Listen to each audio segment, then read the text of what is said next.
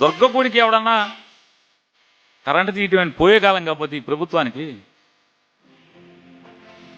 అరే అసలు మామూలుగా లోక కళ్యాణం కోసం సాక్షాత్కరించినటువంటి అమ్మవారు ఎంత గొప్పగా చెప్పుకుంటారు, ఎంత భక్తిగా కోట్ల మంది పూజిస్తారు. అమ్మవారి గుడి కరెంట్ ఆపటమా? బిల్లు కట్టలేదా?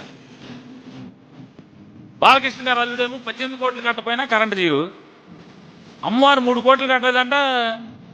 3 కోట్లు మాఫీ చేస్తే పోయేకాలం ఈ ప్రభుత్వానికి ఎన్ని మాఫీ చేస్తున్నారు? ఎకరం 50 కోట్లు 60 కోట్లు చేసే పొలాన్ని 90 పైసలకి 99 పైసలకి ₹10 ఇస్తున్నారు. మీరు అమ్మవారి గుడికి కరెంట్ ఏమైనా ఉచితంగా ఇస్తే మీకు పోయేకాలమా? మా హిందూయిజం మా సనాతనం అంటారు, మెట్లు కడుగుతారు. అంటే ఇవన్నీ పోయే కాలం బుద్ధులు. పోయే కాలం వచ్చినప్పుడు ఇలాంటివి జరుగుతూ ఉంటాయి ఖచ్చితంగా.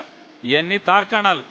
ఈ ప్రభుత్వం పోయే కాలం వచ్చిందనకి మందడం రాముడి గారి మరణం కానీ, లేదా అమ్మవారి గుడిలో ఈ అపచారం కానీ, కరెంటు తీసేయటం కానీ, లేదా తిరుపతి కొండ మీద భక్తులు మరణించడం తోపులాట్లో మరణించడం కానీ, ఖచ్చితంగా ఇవన్నీ కూడా ఈ ప్రభుత్వానికి పోయే కాలం వచ్చిందని తార్కాణాలుగా అర్థమవుతుంది.